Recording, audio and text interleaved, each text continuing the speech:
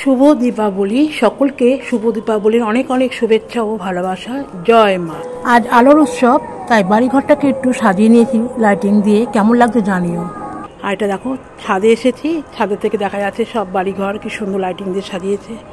আর দীপাবলি উপলক্ষে কিছু তো ভালো মন্দ খাওয়া হবে। তার আগে দেখো ছেলে মেয়ে একটুখানি কি বিড়িবাজি মতন উঠেছে, এটা ফাটালো। চলো আজকে একটা রেসিপি দেখাচ্ছি তোমাদের। এটা হচ্ছে রবিবারে রাখা কিছু সলিড মাংস, তার মধ্যে জিরে গুঁড়ো, ধনে গুঁড়ো, টমেটো সস, আদা রসুন বাটা, কাঁচা লঙ্কা বাটা, তারপরে গোলমরিচের গুঁড়ো, নুন, একটু মিষ্টি, একটু সোয়া সস, চিলি সস, সব কিছু ভালো করে মিশিয়ে রেখে দিয়েছি। মোটামুটি 20-25 মিনিট মতন মানে ঢেকে রেখেছিলাম। এবার দেখো, পেঁয়াজ আর ক্যাপসিকাম সরু সরু করে কেটে নিয়েছি। সামান্য একটু তেল দিয়ে হালকা করে ভেজে দিলাম।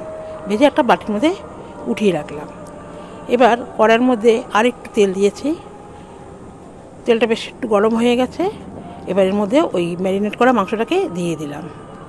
জাস্ট একটু কষিয়ে নিতে হবে, খুব বেশি সময় লাগে না, খুব ঝটপট হয়ে যায় যদি মাংসটা আগের দিন ফ্রিজে ধুয়ে কুচিয়ে রাখা যায়, তাহলে কিন্তু চটজলদি হয়ে যায়। আর এদিকে যেমনভাবে ময়দা মাখে ঠিক ওইভাবেই ময়দার মতন করে মাখলাম। সুন্দর সফট হয়েছে, একটুখানি ঢেকে রেখে দেবো কিছুক্ষণের জন্য। তারপরে যেইভাবে মানে এগ রোল করে সেইভাবে রুটিগুলোকে করে নিয়েছি। আর রুটিগুলোকে কিন্তু আমি আগে থেকে করে রেখেছিলাম। এবার যখন খাবো তার আগে দেখো তেল দিয়ে একটু ভেজে নিচ্ছি। দুপিঠ একটু ভালো করে তেল দিয়ে ভেজে নিলাম। রুটিগুলো ভাজা হয়ে গেল। এবার ডিমের মধ্যে সামান্য একটু কাঁচা লঙ্কা, পেঁয়াজ, সামান্য একটু নুন দিয়ে যেভাবে এগ রোল করে সেভাবে দিয়ে এপিঠ উপিঠ করে সুন্দর করে ভেজে নিলাম। এভাবে পরপর 3টে রুটিকেই আমি এইভাবে ভেজে নিলাম।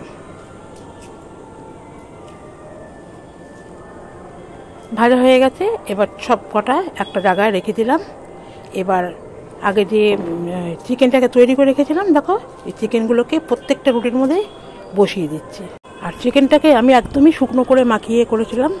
3টে রুটির মধ্যে চিকেনগুলো দেওয়া হয়ে যাওয়ার পরে ক্যাপসিকাম আর পেঁয়াজ কুচিগুলোকে দিয়ে দিলাম। আর আগে থেকে আমি শসা, কাঁচা লঙ্কা, পেঁয়াজ সরু সরু করে কুচিয়ে নিয়েছি। এটাকে একদম কুচিয়ে নিয়েছি ছোটো ছোটো করে। আর ঝালটা পরিমাণ মতন যে ঝাল খাবে বলে বলে দিয়েছি, সেভাবে লঙ্কার কুচো দিয়েছি।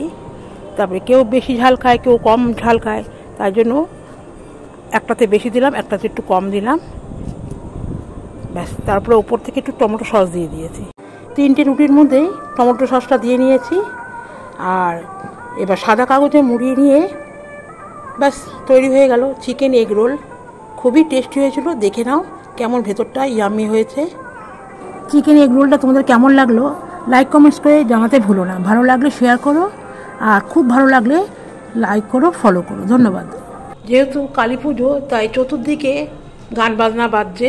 আর আমার দোতলা থেকে দেখো ব্যালকনি থেকে কত সুন্দর লাগছে।